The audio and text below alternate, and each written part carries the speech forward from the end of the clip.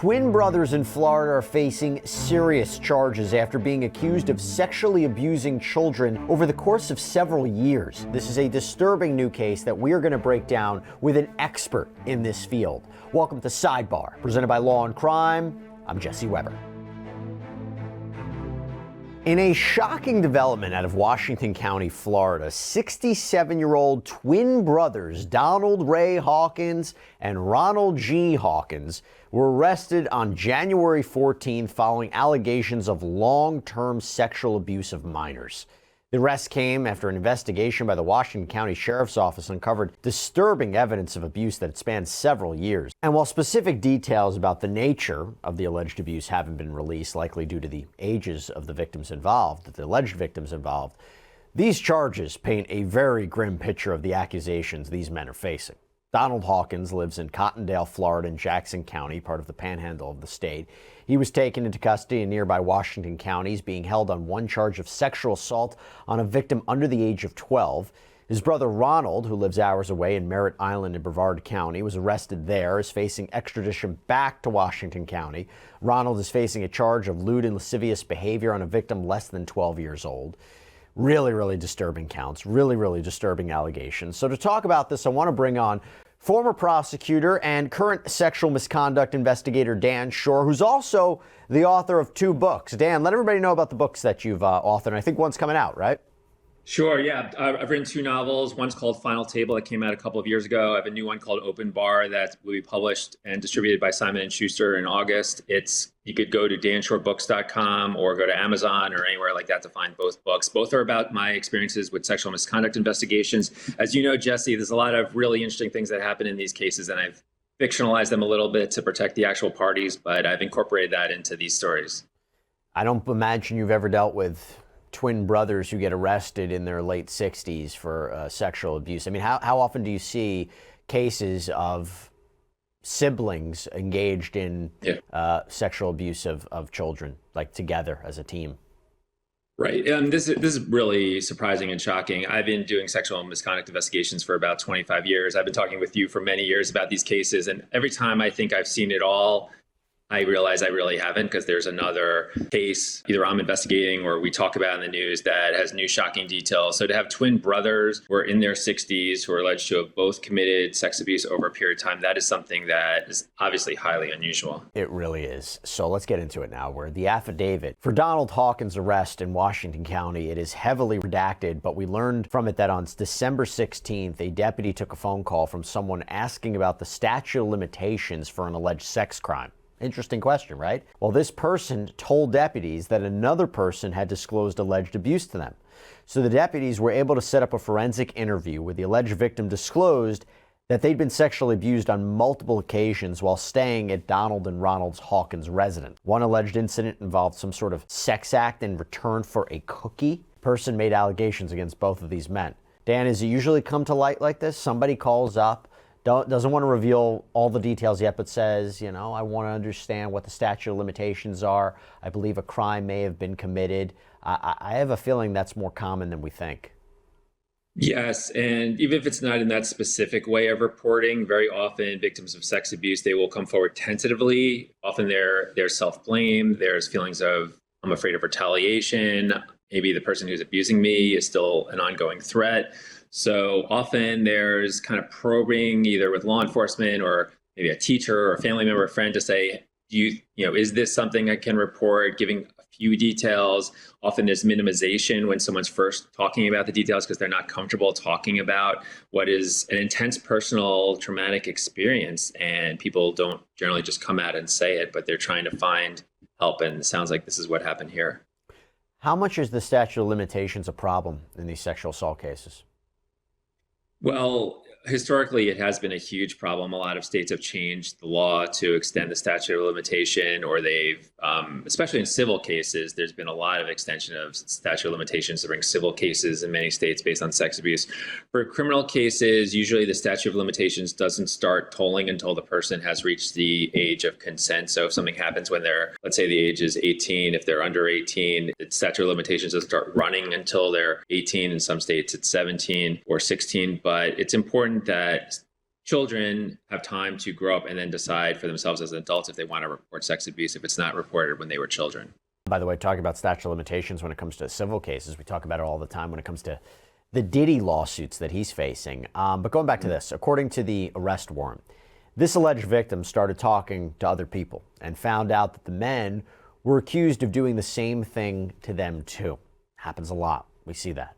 Now, we weren't able to find any recent criminal charges against Donald, but Washington County court records show he was convicted of felony battery resulting in bodily harm in 2005. And while the details of that assault weren't really available to us, we do know that Donald was in the county jail for a little less than a year, and then he was put on probation for 4 years. But when we searched for court records for Ronald Hawkins, we were shocked to find out that he's been accused of this before. Court records show that back in 2017, Ronald was arrested for lewd and lascivious conduct. We also confirmed that on TruthFinder, the powerful background checker that we use when we're researching our stories. So we put in Ronald Hawkins' name and location, and we're able to see that 2017 charge. And by the way, Law&Crime, we partner with TruthFinder. We use it to get details on people involved in our stories. But even if you don't work in true crime, it could just be an excellent resource to give you some peace of mind. It's one of the largest public record search services in the United States. And with a paid subscription service, you can get access to unlimited reports about almost anyone. So right now, if you're interested, you can get 50% off of your first month of confidential background reports.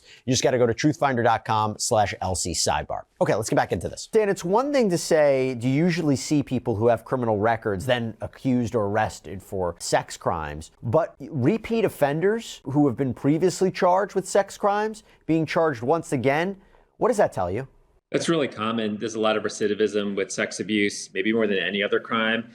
And it would be more shocking to me if you told me that there was a 67-year-old who, for the first time in their life, started committing sex abuse at that age. I would suspect that someone who is committing sex abuse, and these defendants are innocent until proven guilty, but if anyone of that age is committing it, I would think there's a high likelihood that they have done that before, and they're not just starting to do that in their 60s. So it's not surprising to me at all that there's been prior cases. And that's why it's important to take these matters seriously, because even if it's relatively less serious sex abuse allegation, even though all sex abuse allegations are serious, it's important to take that seriously because you want to establish that record, really try to stop someone from reoffending, because there's a lot of recidivism with sex offenders. And if you don't take incidents seriously early on in their course of conduct, then that might lead to even more egregious actions later.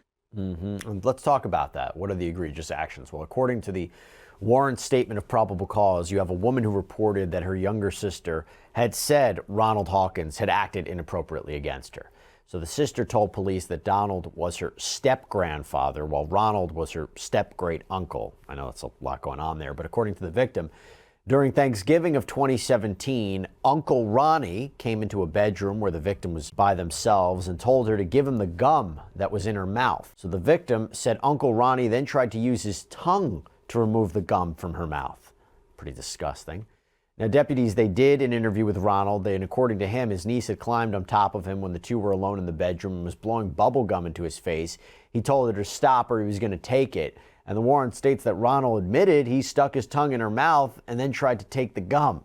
Now, despite Ronald saying he and the victim were alone in the room together, Donald is listed on the police report as a, quote, witness, but it appears he didn't face any charges related to that incident.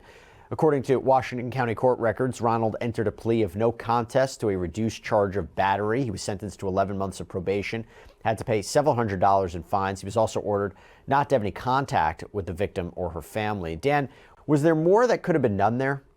Well, hopefully law enforcement did a full interview with the victim here and also talked to other people who have any kind of interaction with either of these men to see if there was other conduct. Because as I said before, they're innocent until proven guilty, but in general, someone who's committing some kind of sex abuse at that age has done it before in general, in my experience as an investigator of sexual misconduct cases. So I think canvassing who else have they been interacting with, who's underage, who else might have information. Also, we've seen a lot of times, Jesse, I'm sure you know this, that once a case gets in the news like this does, then other people feel they can come forward. Yep. They may feel alone. They may be doubting themselves, but now they may say, okay, there's some kind of safety in numbers if other people are reporting. So we see over and over again that once someone's arrested, then other people come forward and they report their experiences. So we may see that here. We've certainly seen that in other cases.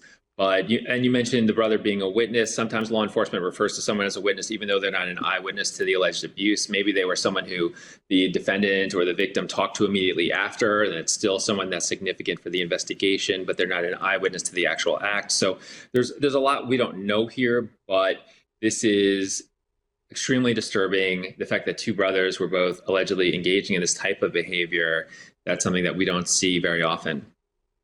And talking about what they're charged with here, again, we don't have full details about the context of what happened here, but the charges of sexual assault on a victim under the age of 12, as well as lewd and lascivious behavior in a child, they are both extremely serious felonies in Florida. And that could mean, our understanding, and correct me if I'm wrong, Dan, that could mean life in prison for the men if they're convicted, especially if authorities can prove a pattern of behavior. So talk to us about what we should expect from what a prosecution would look like. What would a case like this look like? And also, what can we expect from a defense? Sure. Well, whenever you have a victim who's under the age of 12, according to news reports, that is something that is extremely egregious. All sex abuse is very disturbing, but when you get to such a young age, the person is really defenseless and at the mercy of someone who's an older person, an adult. In this case, the defendants are family members in a position of trust. And this is something that the courts and sentencing judges look really harshly upon, that someone took advantage of someone. And the person who is the victim of sex abuse like this is going to be dealing with this trauma for years and possibly for a life. This is an extremely scarring thing from the victims of sex abuse I've worked with.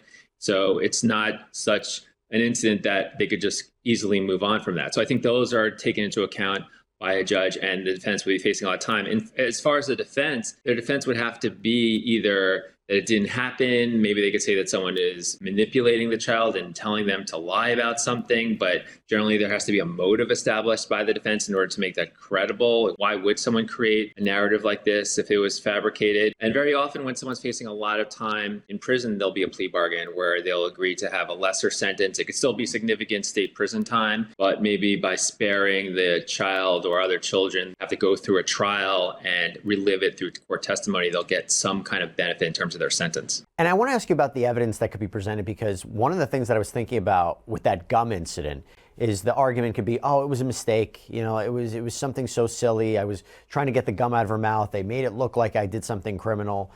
In the law, when you are dealing with sexual assault cases like this, and I don't know particularly what the rule is in Florida, but generally speaking, sometimes in these cases, you could present evidence of other bad acts to show that there's a lack of an accident, right? That, you know, you're arguing here, he touched this person in this way. He's saying it's an accident. Well, I have 5 other incidents. Is it all accidents? No, it's not all accidents, right? Isn't that something that could be presented in a sexual assault case? Yeah, absolutely. Yeah, a prior bad acts cannot be used to show a propensity. You can't say, well, this person did other things like this, so therefore they're more likely to do it. But what you can do is you can use other incidents to show the lack of a mistake or a pattern of practice, modus operandi. So exactly, if there were other incidents where there was inappropriate touching, inappropriate boundary blurring behavior, you can say, okay, this wasn't just an accident, a one-time thing. So from a legal perspective, sometimes it's hard to see the difference between showing someone has a propensity to do something, which you're not allowed to show, versus a pattern, which is allowed. And then the interesting part is when judges have to explain that difference to juries, and they tell a jury, you have to take this into account to show a possible practice, pattern, modus operandi, but not just to show that they're a bad person and have a propensity.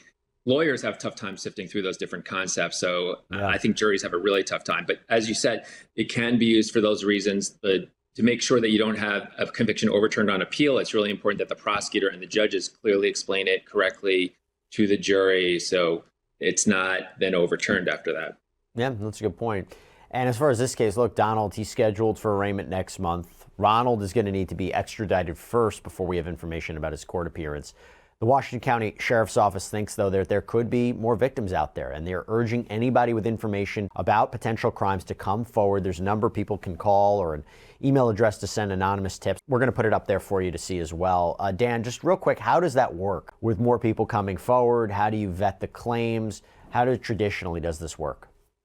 We see it all the time that when arrest is public, then other people who are allegedly abused by that person feel emboldened to come forward. Maybe they see that they're not the only ones there and they want to step forward. And law enforcement sometimes flooded with people, and they have to just one by one interview people, see what corroboration there is, and determine what appears to be the kind of allegation that they could go forward with and what doesn't. But it's really important to take each one seriously and really vet them. All right, we'll see if this case expands to include more people. But in the meantime, Dan Schorr, thanks so much for coming on, breaking down the legal nuances of this case. Really appreciate it. Jesse, always great to talk with you. Thanks for having me. And that is all we have for you here on this episode of Sidebar. Everybody, thank you so much for tuning in. Be sure to subscribe here on YouTube or check us out on Apple Podcasts, Spotify, wherever you listen to your podcasts. I'm Jesse Weber. I'll speak to you next time.